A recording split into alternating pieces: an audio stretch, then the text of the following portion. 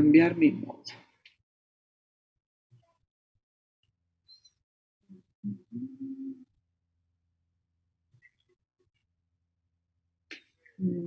Bueno, ¿han checado las grabaciones del semestre pasado? ¿Alguien? Yo sí las revisé, profesor. Yo. ¿Y qué les parecen? ¿Son bastante similares? ¿Les sirven? Bueno, a mí sí me sirvió porque aborda unos puntos que aquí no vimos, entonces se me hizo... y también lo explica de forma diferente, entonces si no llegué a entender algo aquí, me queda más claro con la grabación del curso pasado. Yo creo que sí, uno nunca puede ser como cromátida hermana, sino más bien como cromosoma homólogo en sus presentaciones que da, ¿no? Como profesor. Entonces, sí está bien que chequen. Lo único malo es que yo estaba pasando los videos a este drive del semestre, de este semestre, y entonces ya se me quejó una chica del semestre pasado que estoy sacando los videos de allí y pues que los necesita para introducción a la genómica. Entonces, bueno, pues voy a compartírselos a quien me lo pida en semestres futuros. Igual, porque creo que sí, parece que sí sirven las clases, ¿no? Y entonces me da gusto. Bueno, entonces aquí nos quedamos donde estábamos hablando un poquito, obviando primero lo que es la recombinación homóloga y que sí explicamos o llegamos a explicar en la clase pasada. Ahorita volveremos a mencionar la recombinación, pero quiero que nos fijemos en esa distribución de la cual creo que había un ejercicio que hacer y que es muy importante que ustedes vean cómo se pueden ordenar los cromosomas homólogos, obviando un poquito la recombinación que puede haber ocurrido, simplemente porque hay más de un cromosoma diferente en la célula y están por pareja con su homólogo. Entonces, para poderlos diferenciar, aquí están por colores, pero también están por unas letritas que vemos como la B minúscula, la B mayúscula, en este cromosoma que es de un tamaño mayor y con un centrómero en el medio. Y otro, que es de un tamaño menor y que tiene la letra E mayúscula, otro que es su homólogo y tiene la letra E minúscula. Es para diferenciar los cromosomas homólogos y los cromosomas distintos. Los cromosomas distintos llevan información diferente, como lo puede indicar la letra B y la letra E, mientras que los cromosomas homólogos son cromosomas similares que llevan la misma información, como la letra B. Ambos llevan la letra B, pero uno la lleva minúscula, la otra mayúscula, ¿sí? Y lo mismo acá para la letra E, para diferenciar homólogos. Cada uno de estos tiene dos cromosomas idénticos, en realidad, o cromátidas hermanas. O sea, está formado por dos copias idénticas, ¿sí? Por eso es que hay dos B minúsculas, dos B mayúsculas, dos E mayúsculas y dos E minúsculas. En realidad, tenemos 4N para cada uno, ¿sí? 1, 2, 3, 4. 1, 2, 3, 4, ¿sí? Entonces, N se refiere a número de cromosomas diferentes. Si son dos, que es lo que vemos aquí, entonces 4N sería 8. Hay 8 cromosomas en este punto. 2 son cromátidas hermanas para cada uno y hay pares de homólogos. ¿Ese concepto les queda claro o hay dudas? A mí sí me queda un poco... ¿Sí? Profesora, dijo que ahí entonces era 4, ¿verdad? O sea, N sería 4. Sí, sí. Hay 4 porque todavía no hemos separado nada. Entonces, ¿qué es lo que va a pasar? Aquí lo que está a la izquierda es lo que está pasando en la meiosis 1.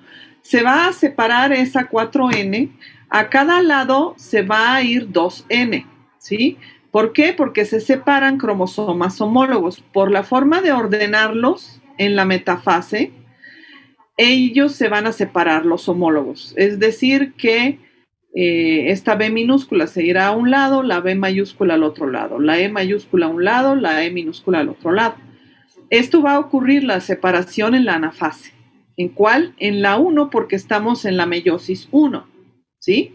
Entonces ya en citocinesis, ya cuando se separen, vamos a tener el número 2N, pero no el mismo 2N del cual partimos, porque el 2N inicial era debido a cromosomas homólogos y aquí el 2N que lleva cada célula es debido a cromátidas hermanas, ¿sí?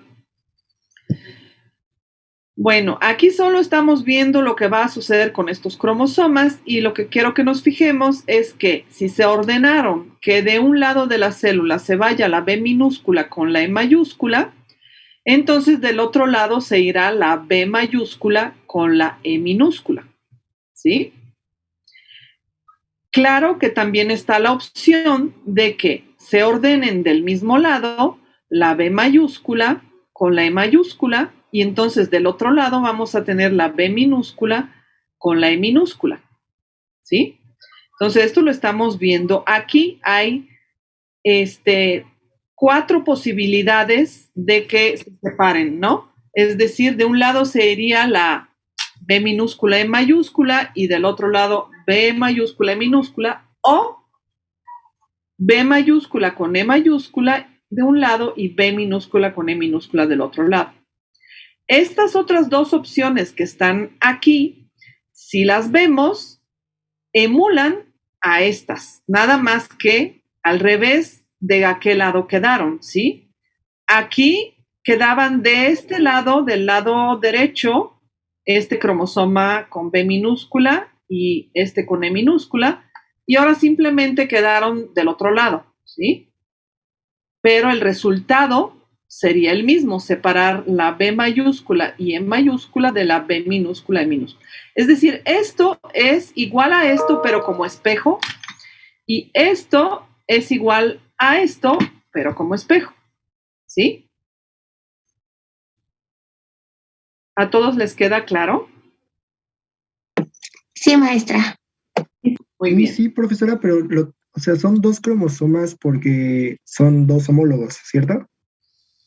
¿O por qué Así dice como- con 2 cromosomas hay 4 posibles arreglos? No porque son homólogos. Para no llenar esto de cromosomas, ahorita solo pusimos 2 cromosomas distintos. Aquí el número de 2 se refiere a cromosomas distintos. ¿Y qué es lo que puede variar de especie a especie? Nosotros tenemos 23 cromosomas distintos, por lo cual el número de posibles arreglos sería 2 a la 23. Tal vez aquí no queda claro porque son un par de homólogos, 2 diferentes, o sea, 2 y 2. Pero en realidad, este numerito que está aquí abajo, el 2, se refiere a que hay 2 cromosomas homólogos para cada cromosoma distinto. Y el que está arribita se refiere a cuántos cromosomas diferentes hay. Entonces, si solo hay 2 cromosomas diferentes, es 2 a la 2. Pero si hay 23 cromosomas distintos en el humano, entonces es 2 a la 23. El número de posibles células resultantes, digamos. ¿Sí, Alan? Maestra, una pregunta de que creo que también surgió la duda con uno de los ejercicios aquí. Entonces, los cromosomas homólogos, o sea, de padre y madre, no los vamos a considerar como, pues, distintos, ¿verdad? Esos sí son como cromosomas iguales, pues, de un solo tipo. Parecidos, de un solo tipo, exacto. Sí. Gracias, maestra. Sí, aquí hay 2, justo por eso ponemos 2 maneras de distinguir esos cromosomas diferentes. Cambia el tamaño y la forma. Tamaño, este es más grande, este es más chico. Forma, este tiene el centrómero en el medio, este lo tiene un poco de un lado.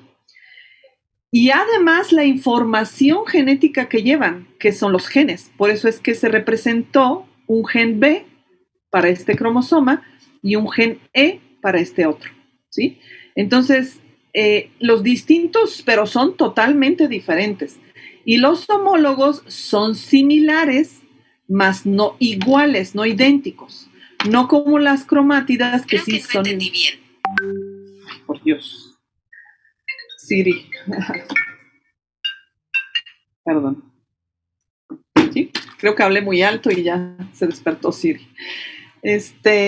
Bueno, entonces así queda claro la diferencia entre cromosoma diferente y cromosoma homólogo. Eso es muy importante.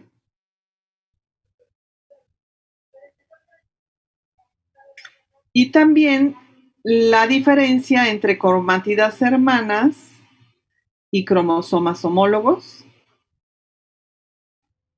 Los cromosomas diferentes no tienen información genética igual. No.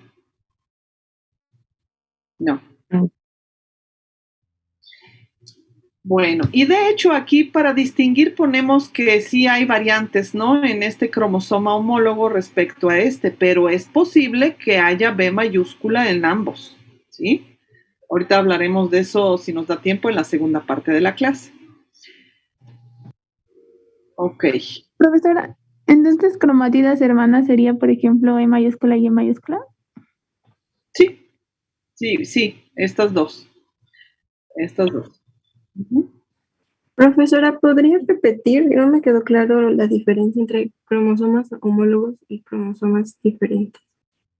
¿No? Ok. Cromosomas homólogos es que la información que traen, la forma, el tamaño es igual. Es decir, este cromosoma, si yo lo veo no por color, sino cómo se ve de tamaño, dónde está su centrómero, es igual, ¿sí? La información se refiere a que son el mismo tipo de gen, el gen B, pero hay variante, es decir, la secuencia a nivel de DNA no es igual. Esta B mayúscula difiere en algo de esta B minúscula en secuencia de DNA, ¿sí? Esos son los homólogos. Los diferentes son totalmente distintos en tamaño, en forma, dónde está su centrómero, en secuencia de DNA, ¿sí? Y obviamente en el tipo de información que trae. Por ejemplo, aquí está el gen B y aquí el gen E. Estos genes codifican para proteínas totalmente distintas, es decir, con diferentes funciones. ¿Sí? Ya, de acuerdo, sí, gracias. Ok. Bueno, entonces es importante que sepamos ese número de posibles arreglos porque simplemente por cómo se arreglan los cromosomas diferentes a lo largo de la metafase 1 va a determinar una cierta variabilidad genética. Por ejemplo, aquí con este ejemplo sencillo, pues ya tenemos 4 variantes, ¿sí? Si yo tengo pues 23 cromosomas distintos, el número de variantes es muy grande, mucho más grande. Y esto es solamente sin considerar la recombinación. Acuérdense que en profase 1 hay una recombinación, lo cual hace que en la realidad, después de meiosis 1, bueno, después de la profase 1 de la meiosis 1, pues de hecho, en este cromosoma azul, ya ni siquiera las cromátidas hermanas son idénticas. ¿Por qué? Porque ha habido recombinación y ahora esta tomó un pedacito de la roja y ya tiene un pedazo azul, un pedazo rojo. Y en todos los cromosomas va a haber recombinación, sobre todo en puntos distantes. ¿Sí? Eso aquí no lo estamos considerando. Ese arreglo aleatorio no considera la recombinación. Si encima de eso consideramos la recombinación, entonces la variabilidad genética aumenta aún más, porque después de profase 1, lo que originalmente eran cromátidas hermanas o idénticas, cromosomas idénticos, pues ya no lo son. por la recombinación que hubo entre una cromátida, esta azul, con otra cromátida del homólogo, que es esta roja, y ya intercambiaron información. Llevó un pedacito y le donó suyo, el azul, a la roja. Y aquí también. ¿Sí? Esto no lo podemos predecir, no lo podemos evaluar como lo hicimos para el número de arreglos aquí. No hay una fórmula matemática, ni tampoco se sabe. En realidad, depende de cada meiosis cómo ocurran las recombinaciones. No es predecible. Por lo cual, la variabilidad genética en la cual van a resultar las meiosis para la formación de gametos es indefinida. Más bien no es mucha, ¿sí? No se puede medir. ¿Ok? Profesora, entonces... Adelante. ¿Sí? Entonces, profesora, esos cromosomas que se dan antes de que un pedacito del otro tome un pedacito del otro, son cromátidas hermanas, pero al momento de que se combina ese pedacito, lo dejan de ser. Lo dejan de ser, sí. Se producen inicialmente como cromátidas hermanas, porque así ocurre siempre durante la fase S del ciclo celular. Pero solo para meiosis 1, ojo, eso no ocurre en mitosis, solo para meiosis 1, en profase 1, la recombinación hace que ya dejen de ser idénticas. Sí. Ok.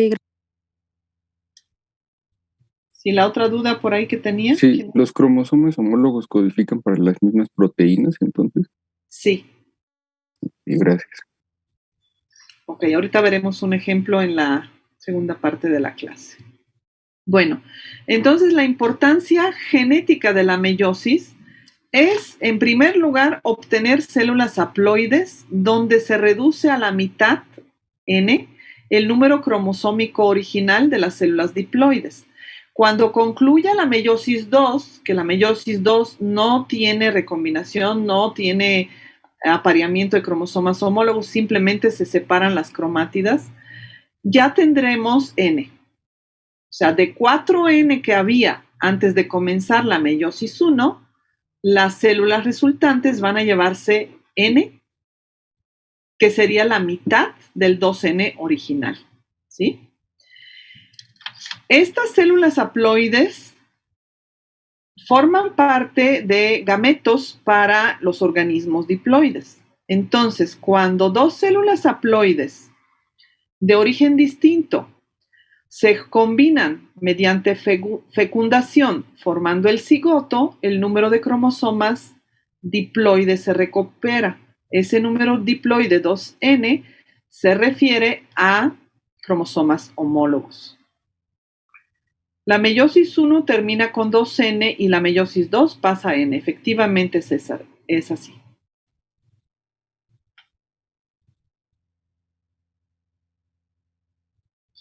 Bueno, entonces estas dos cosas, simplemente con el número N, es que nos damos cuenta cuál es la relevancia de la meiosis. Su objetivo final es mucha variabilidad genética, porque al combinar ahora Ns provenientes de distintos individuos, como son padre y madre, entonces en el cigoto, además de la variabilidad que se produjo en los gametos, pues la combinación va a dar lugar a nuevas características, ¿no? Que son deseables para adaptarse a la vida, al ambiente. Esto que les decía de la ubicación aleatoria de cromosomas homólogos a un lado o a otro lado de la placa ecuatorial en la metafase 1 y cómo van a quedar respecto a los otros cromosomas distintos, se calcula con 2 a la N. N refiriéndose siempre a número de cromosomas distintos, el 2 refiriéndose a los cromosomas homólogos, que son 2. Entonces, el número de posibles rearreglos dependerá de los cromosomas distintos, es 2 a la N. Y en el caso de que sean 4 distintos, 2 a la 4 es 16 posibles arreglos, ¿sí? Eso debe quedar claro con el ejemplo que vimos. Y finalmente, la recombinación genética da una variación impredecible para las combinaciones finales, de manera tal que no habrá nunca 2 gametos con la misma información como producto de la meiosis. Y para los gametos masculinos, que normalmente son mucho mayor en número de los que se producen, pues aunque sean miles de millones, nunca habrá 2 gametos iguales. Profesor, ¿Sí, Carolina? ahí entonces, bueno, ya poniéndolo en dibujito para que me sea más fácil un poco entender el 2 a la 4, sería de esos 16, 2 son homólogos de los que se parten, ¿no? Y de esos 2 homólogos se sacan 4 diferentes. ¿O estoy visualizándolo mal?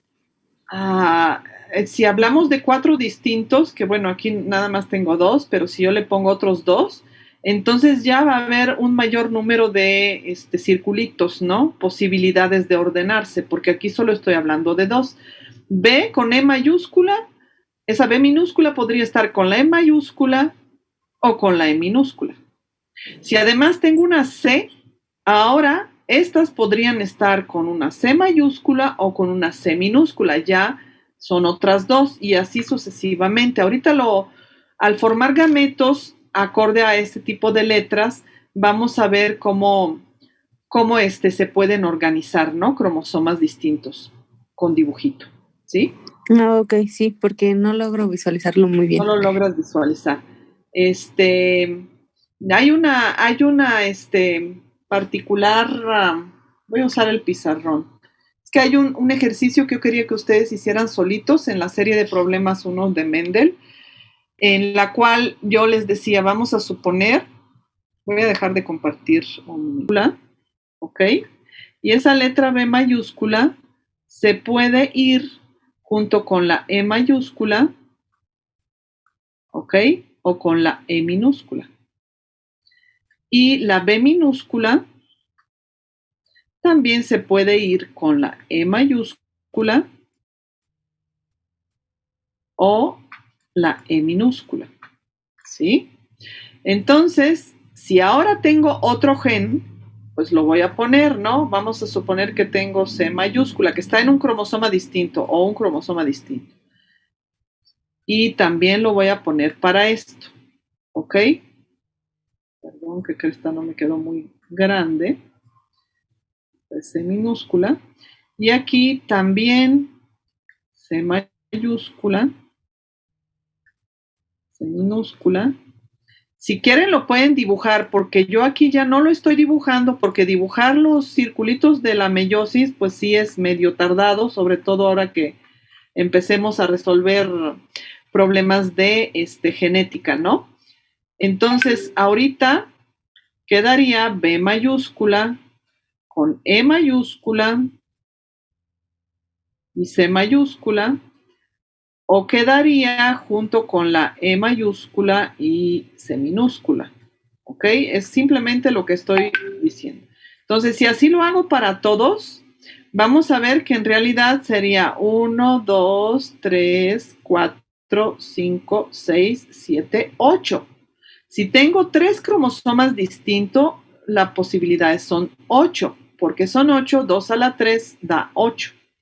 Si ahora le agrego además de esto una D, que también la voy a marcar diferente los cromosomas, D mayúscula, D minúscula, ahora se va a aumentar el número de arreglos a 16, que es el ejemplo que está en las conclusiones de meiosis. No sé si así te queda más claro, Carolina. Ah, sí, es que yo creía que los 4 diferentes a fuerza salían de los homólogos, pero no, como que van saliendo de los diferentes, Sí, los homólogos van a ser de la misma letra, o sea, aquí este es homólogo a este.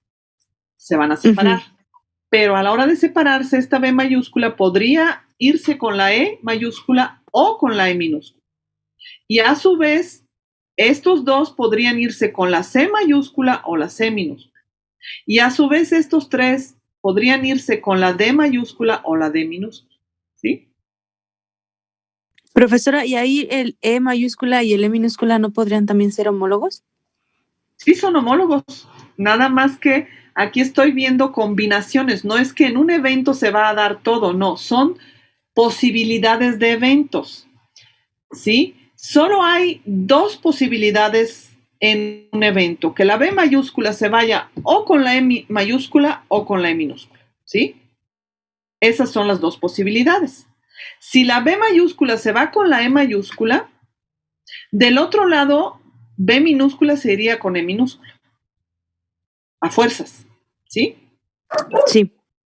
Entonces, en realidad, ¿cómo se ordenan dos cromosomas diferentes en el espacio? Solo hay dos posibilidades.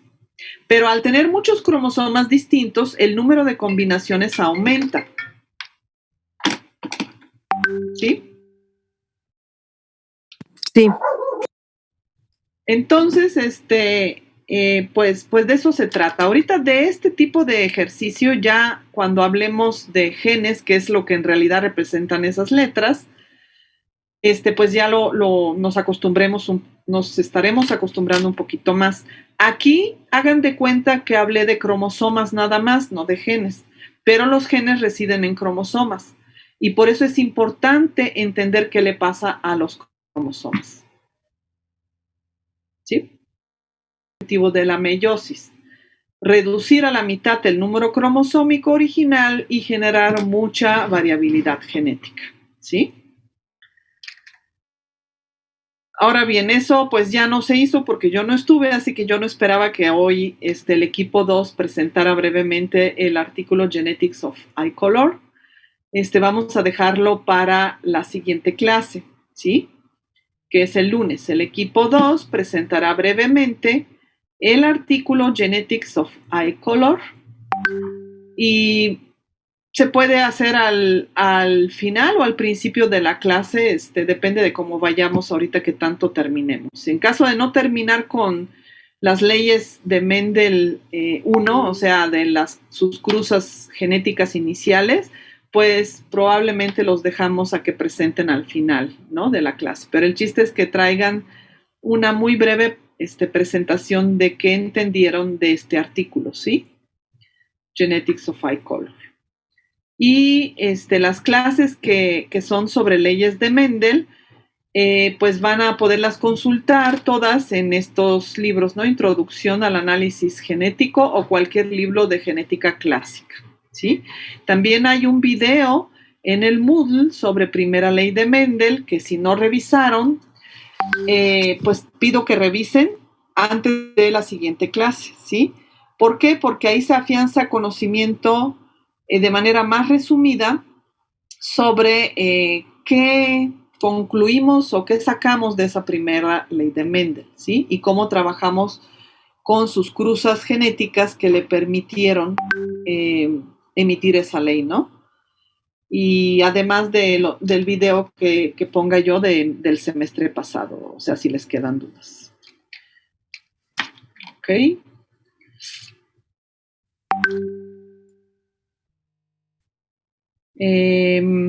Biología general. Creo que es muy general. Puede servirles para cosas muy básicas, pero yo diría que para ejemplos más variados y sobre todo cuando nos vayamos a lo más complejo, ya después de la siguiente clase, es decir, para la clase de hoy que va a ser en la segunda mitad de la clase y para lo que sigue, tal vez sí, pero luego se van a complicar las cosas, creo que no estarían en ese libro. Pero sí lo pueden utilizar sobre todo para primera y segunda ley de Mendel, creo. ¿Ok? Bueno.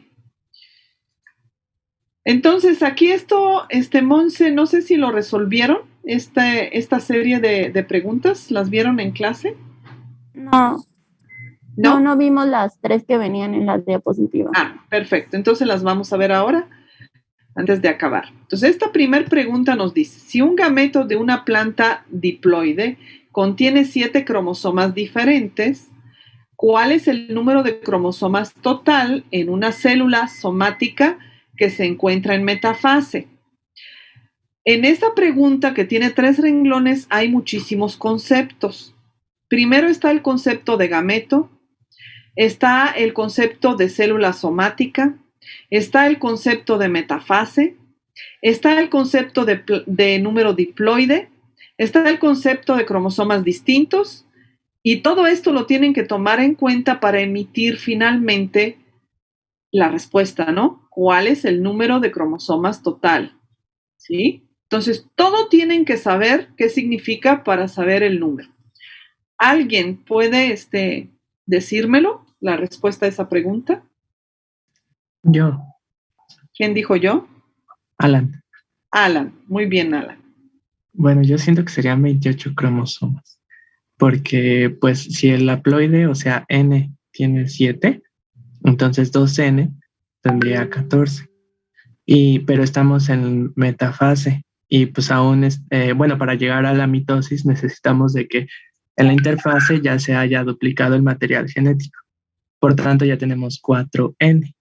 Entonces ya tendríamos 28 cromosomas. Exacto, muy bien. Excelente explicación de Alan, como si yo lo hubiera dado. Entonces, yo creo que podría haberles quedado claro. ¿Les dejó alguna duda?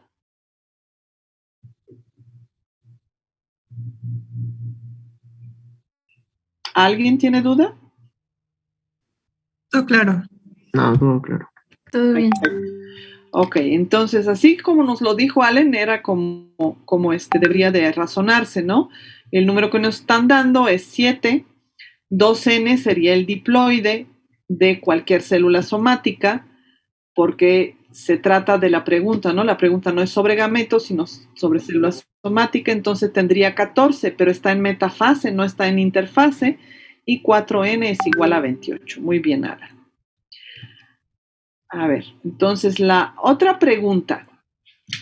¿Cuántos cromosomas diferentes habrá en una célula resultado de la meiosis 1 para la planta del problema 1? O sea, es esa planta que tiene los 7 cromosomas diferentes. Pero ahora nos están hablando para una célula que resultó de la meiosis 1. Todavía no entra a meiosis 2, solamente es una célula producto de meiosis 1. ¿Quién me contesta?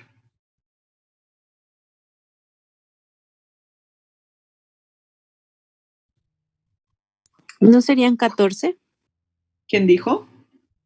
Yo, Carolina. Carolina. Sí, ¿por qué, Carolina? Porque se supone que cuando finaliza la etapa o la fase de meiosis 1, nos quedan 2N. Exactamente. Nos quedan 2N. Esos 2N, bueno, no se refieren a cromosomas homólogos, pero sigue siendo 2N. Entonces, esa estaba mal aquí la respuesta. Es 2N igual 14. ¿Por qué está mal la respuesta aquí? ¿Quién sabe? Pero dice que Pero ¿no N hace referencia a cromosomas diferentes? Cierto. Perfecto. Sí. Ya me estaba yendo yo. Sí, 2N es 14, pero la pregunta, como bien dice su compañera, es cromosomas diferentes, ¿sí? Exactamente. Entonces, los cromosomas diferentes son 7, ¿sí? Si hay 14 cromosomas en total, pero los diferentes son 7. Ahora bien, ¿por qué no consideramos cromosomas diferentes a lo que haya habido producto de la recombinación? Porque aunque no son idénticos, acuérdense que hubo recombinación en meiosis 1 y cualquiera por ahí puede saltar, pero es que nos dijeron que a lo mejor un pedacito rojo se fue con el azul y todo esto. Sí, pero lo que no se recombinó sigue siendo igual. ¿Por qué? Porque se trataba de la misma información para cada uno de estos cromosomas. Entonces, cuando hablamos de cromosomas diferentes, como lo dijimos, es que son totalmente distintos. Distinto tamaño, distinta forma y distinto contenido genético, ¿sí? Entonces, es N igual 7. Porque la otra N se fue del otro lado. Es decir, se separaron cromosomas homólogos.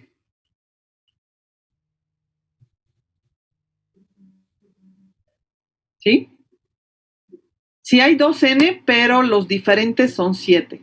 Los 2N se refieren a que originalmente se replicaron con cromátidas hermanas, luego hubo una recombinación, no quedaron tan hermanas, pero siguen siendo muy parecidos, porque la recombinación ocurrió entre cromosomas homólogos, ¿sí? Que son muy parecidos. ¿Dudas o preguntas? Yo sí tengo una duda, profesora. Sí. En este caso, entonces, sin importar la fase, siempre que hablemos de cromosomas diferentes, el resultado siempre va a ser igual a N.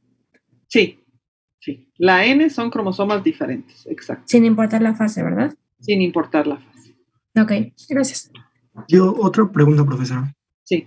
En la primera pregunta que dice si un gameto de una planta diploide, ¿por qué hace la especificación de diploide? ¿O que no un gameto era haploide? Sí, un gameto es haploide, pero te pueden decir para confundir que la planta es diploide. Si tú no sabes que el gameto es haploide, tú vas a pensar en 2N. Si tú no tienes el concepto de qué es un gameto, entonces puedes decir, me dicen diploide, debe ser 2N. Pero gameto no tiene 2N, tiene N.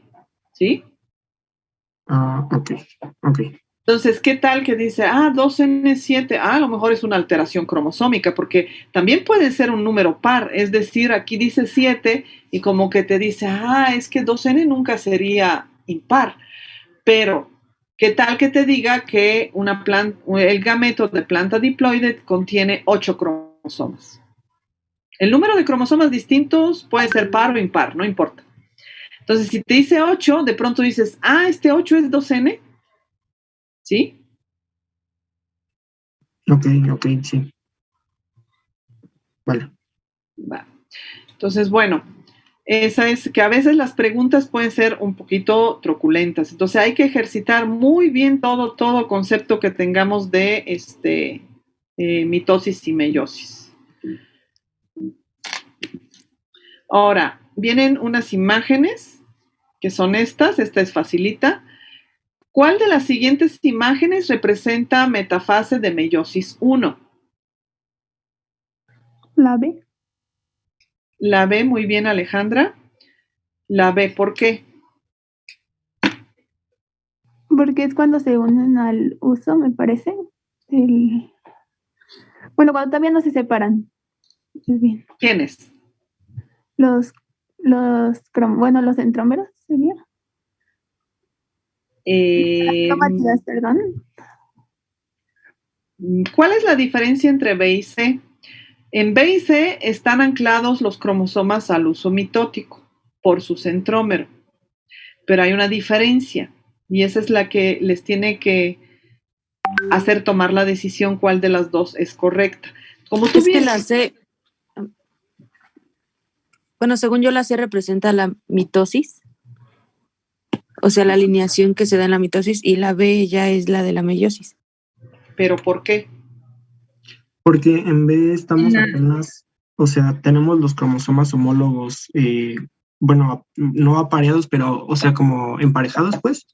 Entonces, en meiosis 1 aún no, más bien, ya ocurrió una recombinación, pero tenemos los cromosomas homólogos por par, ¿no? O sea, no sé si me di a entender. Están apareados y ya de ahí, cuando avanza a la siguiente fase, ya es cuando se separa, ¿no? Ajá. Sí, eso es correcto. Mientras que aquí, ¿cómo están los cromosomas? Ahí es un único cromosoma. Podría ser de metafaz de la segunda parte de la meiosis o inclusive de la mitosis. Sí. O sea, como bien dijo su compañera, parece de mitosis. Claro que también podría ser de la meiosis 2. Entonces, no podríamos distinguir si es, a menos que nos den otra información, como por ejemplo tener cromosomas recombinados o algo así, de que se trate de meiosis y no de mitosis, pero pensaríamos en mitosis para la C. Y sí, eso es lo que habría que dar de explicación, justamente que aquí, solo en meiosis 1, es que se quedan los dos cromosomas homólogos juntos en el centro del ecuador de la célula, y ahora cuando se jale por el uso mitótico y el centrómero, pues va a separar en realidad no cromátidas hermanas, sino cromosomas homólogos. Entonces sí, es correcto que es la B, pero hay que saber por qué. ¿Y por qué no sería A o sería D? Pues como su compañera dijo al inicio, una de las cosas que le define metafase es que los cromosomas estén en el centro de la célula anclados por el uso mitótico. Y que se llama así siempre, uso mitótico, porque ese es el nombre que recibió. No importa si estemos en mitosis o meiosis, se le llama uso mitótico, ¿sí? En este caso de la D o de la A, esto no está. Entonces no es metafase. Las descartamos de entrada porque no es metafase. La duda es entre B y C, y hay que saber decidir porque nos digan ya sea meiosis 1 o meiosis 2 o mitosis, ¿sí? ¿Para todos claro? Sí, profesora. En caso de que, por ejemplo, en la 2 nos dijeran lo mismo, ¿cuántos cromosomas diferentes habrá en una célula resultado, pero ahora de la meiosis 2? Igual serían 7, ¿verdad? Pero serían diferentes. No entendí bien tu pregunta. ¿En esa fase te refieres? ¿O? No. En la pregunta 2. Ah, ya. En la anterior. Sí.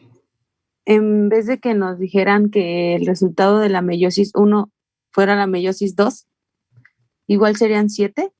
Sí. Igual serían 7. ¿Sí? Ah, ok. Gracias. Sí. De hecho, acostúmbrense de qué significa la N. La N significa número de cromosomas diferentes. 2N es la más confusa de todas porque puede significar, dependiendo de en qué fase estamos, puede significar cromosomas homólogos o puede significar solamente cromátidas hermanas. Si estamos ya después de la meiosis 1, esa 2N pues se refiere a cromátidas hermanas y no a cromosomas homólogos, ¿sí? Si estamos en interfase, una 2N se refiere a cromosomas homólogos. Entonces es la más dudosa, la 2N. Y bueno, la 4N, esa también es fácil porque 4N tenemos desde que va a iniciar cualquier tipo de división celular hasta que ocurra la citocinesis o telofase al menos. Ahorita en la formación de gametos vamos a ver que a veces no ocurre citocinesis y sin embargo de manera nuclear ya se han separado los cromosomas, ¿no? Y el material genético. Pero en realidad de manera celular, hasta que haya citocinesis, pues tendríamos 4N, nada más distribuida de una manera diferente si se trata de meiosis o si se trata de mitosis, ¿sí? Sí, gracias, profesora. Bueno, pues esto yo les recomiendo que lo sigan practicando. A lo largo de que veamos Mendel, ustedes sigan viendo las células en estas fases, ¿no? De división celular, para que siempre tengan claro qué está pasando, ¿no? Yo se los iré diciendo, pero es importante que cada vez que ustedes piensen en un problema de genética, tengan en cuenta que como estamos hablando de herencia, pues vamos a estar hablando de estos procesos, sobre todo de meiosis, porque para que se herede algo necesitamos pasarlo a los gametos, ¿sí?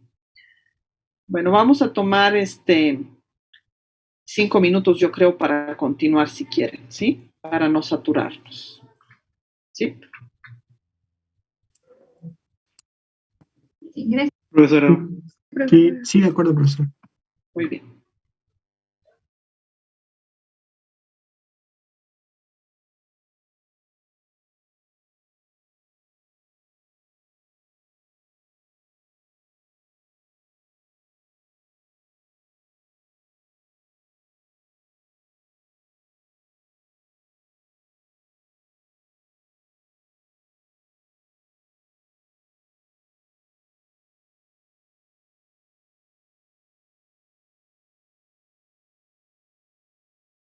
El ejercicio que hicimos la clase pasada, con eso de lo de los cromosomas iguales, decía que una especie con 2N igual a 16, ¿cuántos cromosomas diferentes había en una célula que se encuentra en la profase de la meiosis 2? Y entonces ahí también sería con lo que nos acaba de decir que seguirían siendo, bueno, si 2N es igual a 16, su N es 8, ¿no? Sí. Y entonces en la profase de la meiosis 2, los cromosomas diferentes tendrían que seguir siendo 8. Sí. Sí, Ok. siempre van a ser 8. Sí. Gracias. Ok.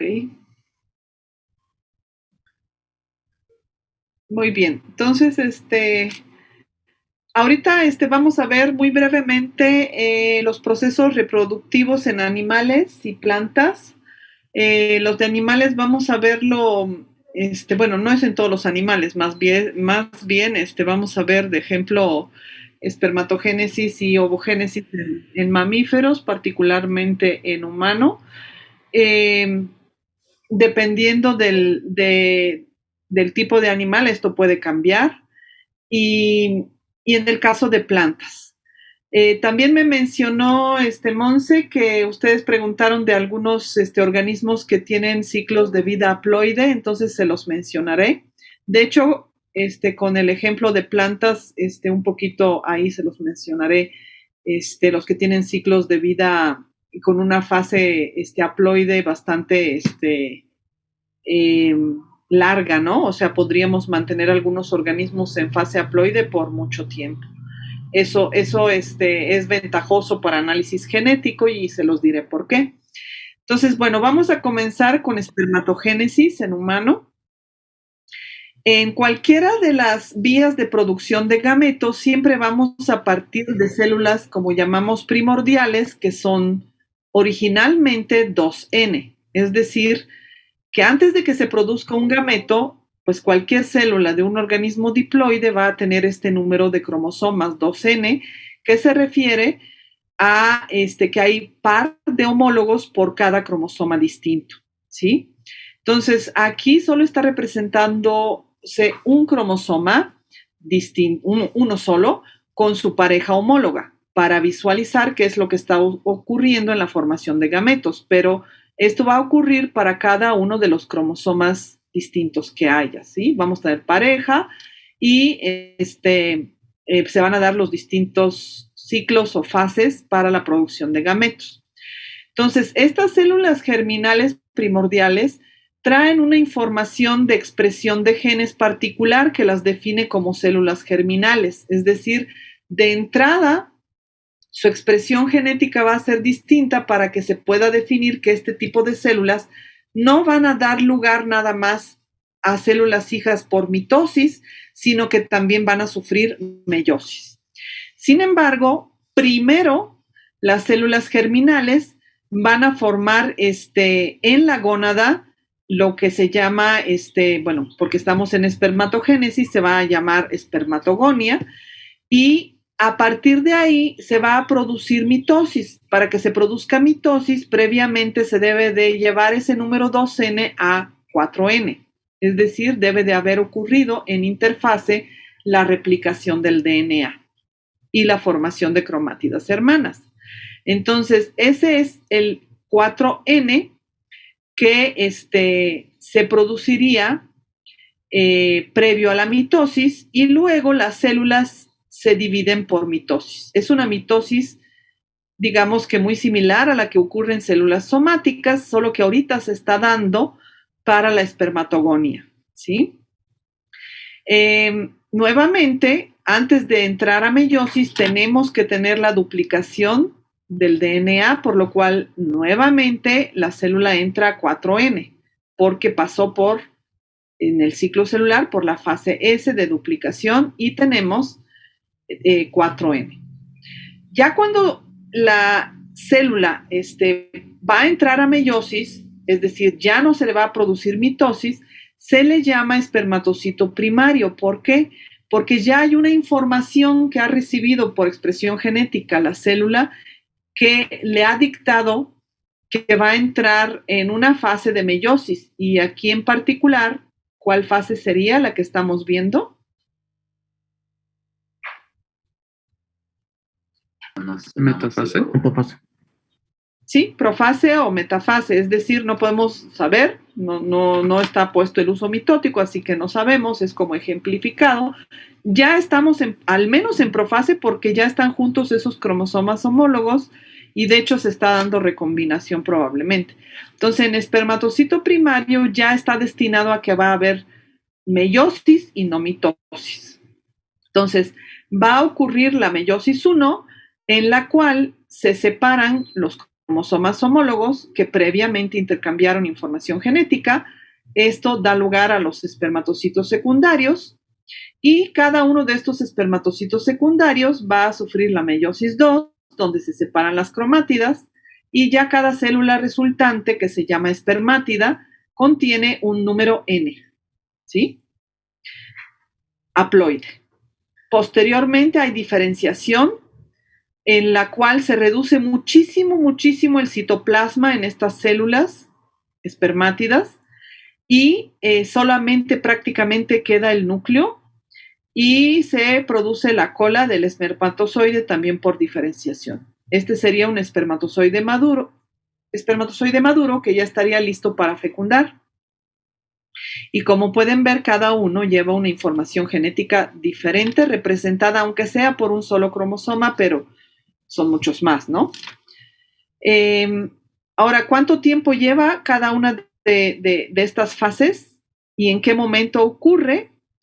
Esto es, inicia, digamos que este proceso de espermatogénesis, inicia en la vida adolescente y dura toda la vida del hombre, aunque tiene una fase más activa en la adolescencia y juventud, luego va siéndose un poco más espacioso, pero se produce. Es decir, la espermatogénesis a partir de la adolescencia va a producirse toda la vida en el hombre y dura todo este proceso de 64 a 75 días.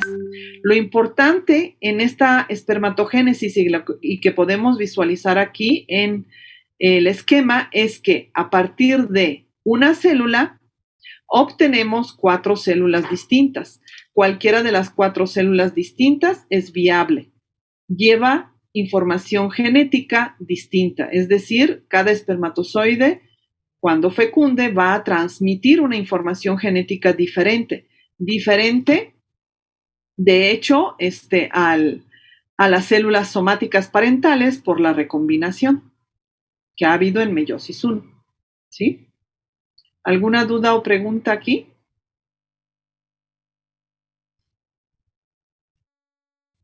¿No? Todo bien. Ok. Bueno. En el caso de la ovogénesis, también en humano, pues es un poco diferente, sobre todo en la temporalidad, ¿sí? Igual que en la espermatogénesis, inicia en células germinales primordiales que están definidas desde el inicio en un organismo porque tienen una expresión genética distinta. Es decir, que una célula germinal no va a llevar una expresión genética igual que una célula somática, aunque tenga 2N. Entonces tiene su 2N, pero ya sabemos que esta célula no es somática, ¿sí? Va a entrar a la gónada y va a producir ovogonia, similar a lo que ocurría con la espermatogonia.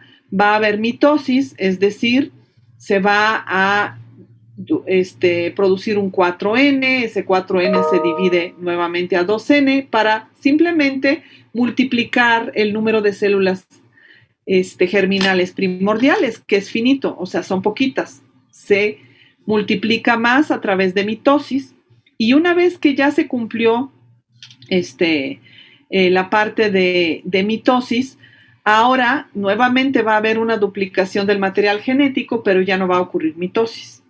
Ya va a ocurrir meiosis y esto lo vemos en esta célula que ya trae 4N, pero está en profase 1. De hecho, en esta célula que ya se llama ovocito primario, se produce una detención, o sea, no prosigue la meiosis. Hay un paro de la meiosis y las células se encuentran en esa fase, profase 1 detenida, donde se ha dado la recombinación, y cada uno de los ovocitos primarios va a resumir a tiempos diferentes la meiosis 1, ¿sí? Porque todavía estamos en meiosis 1.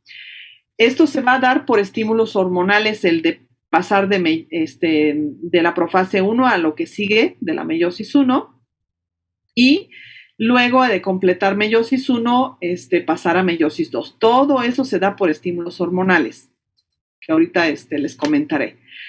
La otra gran diferencia con espermatogénesis es que aquí, como vemos, el resumir la meiosis 1 va a ser de una manera inequitativa para el material citoplasmático.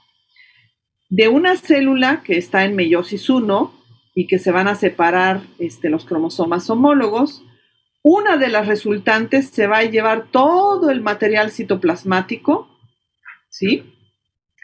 Mientras que la otra se lleva muy poquito y sí se lleva la mitad del material genético, es decir, se dividen, se separan los cromosomas homólogos, cada célula lleva 2N, pero una se lleva todo el material citoplasmático y la otra nada. Esta es viable, esta no es viable y degenera. Se llama primer cuerpo polar, esta se llama ovocito secundario, con una meiosis 1 completa. El ovocito secundario va a sufrir meiosis 2 y en la meiosis 2 nuevamente va a haber un paro de detener la meiosis 2 justo para poder lograr que ahora una de las células resultantes de meiosis 2 se lleve todo el material citoplasmático y la otra no se lleve casi nada y el material genético se divide en dos, cada célula se lleva N. Esta tiene N, pero esta no tiene citoplasma, esta tiene mucho, ¿sí? Y se llama ovocito ya maduro, ¿sí? Entonces, a partir de un ovocito primario no obtenemos 4 ovocitos maduros, sino un solo ovocito maduro, aunque sí se dieron las divisiones de material genético de manera adecuada, de manera tal que este ovocito maduro solo lleva una N, ¿sí? Es haploide. Se perdieron las otras posibilidades de material genético, no importa, porque, bueno, cada ciclo de meiosis pues va a ser diferente. Va a haber variabilidad genética debido a cómo es la meiosis. Temporalmente es también muy distinta la ovogénesis. La ovogénesis inicia en el feto femenino para formar ovogonias. De hecho, los ovocitos primarios se producen igualmente a nivel fetal, la gran mayoría de ellos, y se mantienen suspendidas en profase 1. Todos estos ovocitos van a estar en profase 1 y hasta la pubertad va a empezar a resumirse meiosis 1, un ovocito primario cada mes. Por efectos hormonales se va a desprender en cada ciclo menstrual y concluye su primer división meiótica, o sea, la meiosis 1. Se inicia la meiosis 2 y cuando va a ocurrir fecundación es que se completa también por señales hormonales. Es decir, que este ciclo puede ni siquiera completarse si no llega a haber completa fecundación, ¿sí? Y bueno, el número de ovocitos es finito, es decir, que no es como en la espermatogénesis durante toda la vida, sino que una vez que se entra en lo que es la menopausia, pues ya no va a haber estos ciclos, ¿no? De producirse ovocitos maduros, porque no va a haber las señales hormonales adecuadas. Todo esto depende de señales hormonales. ¿Sí? ¿Dudas o preguntas? Profesora, entonces en la ovogénesis el que se desprende en el ciclo menstrual es el ovocito primario. El ovocito secundario. Ovocitos primarios, hay muchos en los ovarios, se producen durante la meiosis 1, solo hasta profase 1 llegan, ahí están. desde la etapa fetal. Y ahí están porque no están las señales hormonales para que se pueda resumir, o sea, completar la meiosis 1. Ok, gracias. Si se desprende el ovocito secundario, se degenera el cuerpo polar 1. Y si llega a completarse la meiosis 2 es porque ha habido fecundación. Si no, todo esto degenera, o sea, no llega a ser ovocito maduro, de hecho. Ok, gracias, profesor. Muy bien. ¿Alguna otra pregunta? Yo, profesora, entonces esos ovocitos, el que se libera antes, bueno, durante la menstruación, sí, bueno, no sé si estén preparados ya con la información genética o no, o solamente se preparan ya cuando... No, digamos que si no hubo fecundación, no se termina la meiosis 2. O sea, esto que es el ovocito secundario sí está, sí se libera.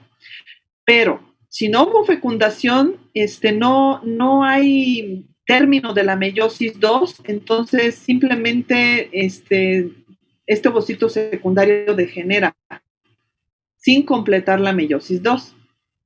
Si hay fecundación, es que se convierte en ovocito maduro. Hay una división donde se libera este segundo cuerpo polar y el ovocito maduro es ya con un número N y se junta con el espermatozoide que fecundó. Acuérdense que la fecundación es muchísimas señales. La primera es que el espermatozoide hace contacto con un ovocito y a partir de ahí es que se disparan las señales de que, ya me separo del cuerpo polar porque ya hay un espermatozoide exitoso que va a transferir su núcleo, que es el material genético. De hecho, el espermatozoide solamente transfiere el núcleo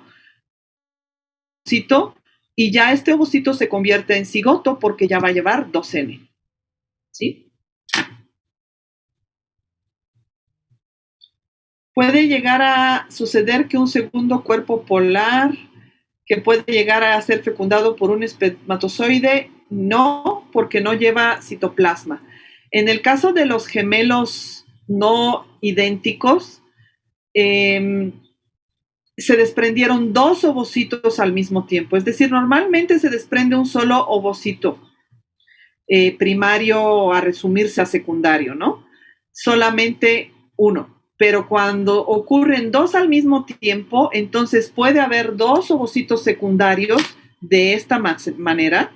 El cuerpo polar nunca puede ser fecundado, pero puede haber 2 ovocitos secundarios porque partieron de 2 ovocitos primarios y en este caso se pueden producir los gemelos, ¿no? Porque se fecundaron al mismo tiempo por 2 espermatozoides distintos, 2 ovocitos secundarios al mismo tiempo. Son los gemelos no idénticos. Los gemelos idénticos son productos de una división que se hace a partir de una sola fecundación, o sea, hace un ovocito maduro fecundado por un espermatozoide, tiene una división celular alterada que permite formar 2 cigotos, pero el origen genético de esos 2 cigotos es idéntico, porque fueron obtenidos de Ns, de solamente una N del ovocito y una N del espermatozoide, por lo cual son idénticos los gemelos. Esos son los gemelos idénticos. ¿Sí?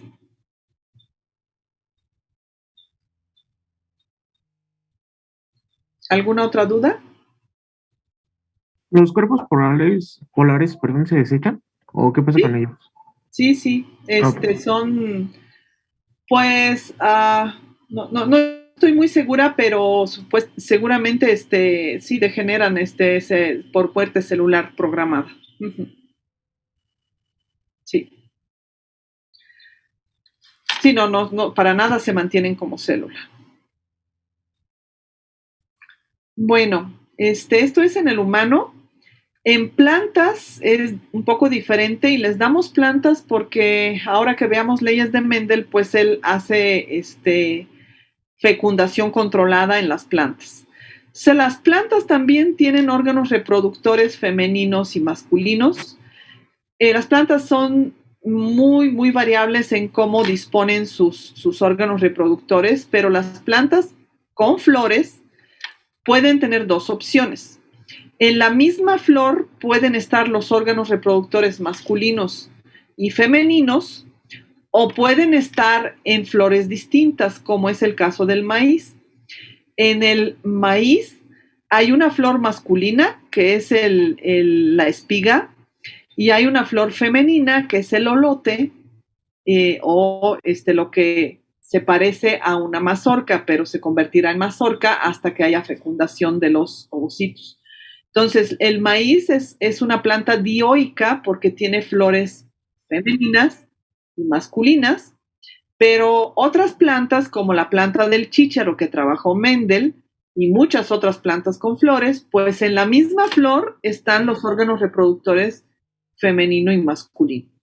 El órgano reproductor masculino son las anteras, y el polen son los gametos masculinos, mientras que el órgano reproductor femenino es el ovario, reside en el centro de la flor normalmente. Bueno, en este caso que está separada, aquí estaría la flor femenina. En el caso de que sea una flor única, está en el centro de la flor.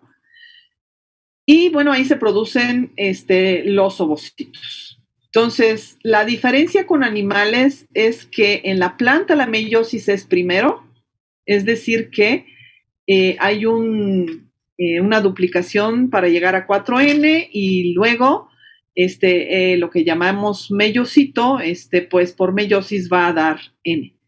4 células distintas, o como por ahí pusieron en el chat, tétrada, que se obtiene por meiosis. Meiosis 1, meiosis 2, tengo N. Esto es para la flor masculina, y para la flor femenina es algo similar, ¿sí? Hay meiosis y tengo 4 células. Sin embargo, ya nuevamente aquí hay una diferencia. De esta tétrada, cada una es viable y puede dar lugar a lo que es una meiospora, mientras que en el lado femenino, pues solamente sobrevive una meiospora de las 4, ¿sí? Sin embargo, ahora a partir de esas meiosporas va a haber mitosis nuclear, o en el caso de los polen es celular también, para producir un gran número de gametos. Es decir, la mitosis es posterior a la meiosis. Ahora, como tengo un número N, por mitosis se va a mantener el N. Va a haber un 2N después de la duplicación y luego N por la división celular. Y aquí la mitosis pues ni siquiera llega nunca a división celular, siempre es nuclear nada más, y se reproducen mayor número de núcleos, que todos son N. Acuérdense, N, ya redujimos en meiosis el número a N, igual aquí. En el caso del gametofito masculino, o sea, lo que va a dar lugar al polen, hay una mitosis en la cual no hay citocinesis, no se divide la célula y se quedan 2 núcleos. Entonces aquí tengo, cada núcleo tiene una N, y aquí cada uno de los núcleos que se hayan producido son una N. ¿Qué es lo que va a suceder para la fecundación? Un núcleo de la célula espermática va a fecundar a 2 núcleos femeninos del centro para dar lugar a un número 3N, porque un N más 2N da 3N, y esto da lugar al endospermo de la semilla. Y otro núcleo de la célula espermática va a fecundar a un núcleo que no está en el centro, sino está en un polo de la ovocito o el gametofito femenino, y va a dar lugar con esta fecundación a un 2N, que va a ser el embrión de la semilla. El embrión de la semilla es quien va a dar la planta, que va a ser diploide 2N. El endospermo sirve de un material nutriente, ya sea para desarrollar la semilla o para la germinación posterior, y luego degenera, es decir, no subsiste como individuo, solamente existe en la etapa de semilla. Y el embrión, pues ese sí desarrolla en una planta adulta que vuelve a la reproducción. Entonces, se los explico porque van a ver a lo mejor en algunos que trabajen plantas a futuro, pues esto, y digamos que no se los hayamos platicado en clase, pues es feo, porque en plantas siempre hay un endospermo en la fecundación que es importante para las semillas, pero solo para las semillas, ¿sí? Entonces, lo que es el embrión, que es el que nos interesa para la herencia a un individuo producto de una fecundación, pues es 2N. Se junta una N con una N del polen, con una N del óvulo y regeneran 2N en el cigoto, que es el embrión, ¿sí? ¿Dudas o preguntas hasta aquí? ¿Puedes repetir eso de cómo sale el 3N y el 2N? Sí, claro que sí. Como les digo, esas mitosis que hacen que se duplique el material nuclear y, bueno, en el caso del polen podemos incluso duplicar, es decir, separar células, en algún momento de la reproducción no se va a dividir. Es decir, un polen lleva 2 núcleos, va a llevar 2 núcleos, 2N. ¿Por qué? Por simplemente duplicación del material genético. Incluso llegan a telofase, separan bien bonito los 2 núcleos. Se pueden ver al microscopio. No es algo que está en un núcleo y que tengamos como interfase. Ya hemos completado la mitosis hasta telofase, pero no hay citocinesis. Lo mismo ocurre para los óvulos. Por mitosis se separan núcleos, pero no células. Entonces tenemos una célula gigante aquí, que es el óvulo, que tiene muchos núcleos, ¿sí? Y 2 son centrales, los demás están en la periferia. En el caso del polen, cuando es solo una celulita, una sola célula, tiene sus núcleos, pero cuando va a germinar, cuando va a entrar al ovario de la flor y va a empezar el proceso de fecundación, se llama algo así como germinación del polen, por lo que tenemos esta evaginación de lo que es la célula inicial, y esa evaginación se lleva a los 2 núcleos, porque al entrar en contacto con este óvulo gigante, pues uno de los núcleos, de acá, va a fecundar a estos 2, llevándose una célula, finalmente 3N para el endospermo, y este otro núcleo va a fecundar a uno de los núcleos individuales que hay aquí en el extremo de la célula, produciendo el embrión 2N. Una vez que hay fecundación, ya sea de la 2N o de la 3N, esto se va a aislar como célula. Van a ser célula individual, la del endospermo, célula individual, la del embrión, y van a empezar a reproducirse por mitosis. Es decir, el embrión va a empezar a generar lo que es un mini individuo de planta como embrión, siempre manteniendo en cada célula 2N, mientras que el endospermo va a ser 3N. Pero el endospermo solo dura lo que dura la semilla y el embrión, pues, es el que da la planta. ¿Sí? ¿Sí quedó claro? Sí, gracias. Muy bien. Bueno, yo creo que mejor dejamos la clase de Mendel para la que sigue, para que ustedes dijeran bien todo lo que vimos hoy. Hagan los ejercicios. Sobre todo me preocupa que algunos se incorporaron tardíamente a clase y necesito que esto les quede muy claro. Vean los videos. Y en la siguiente clase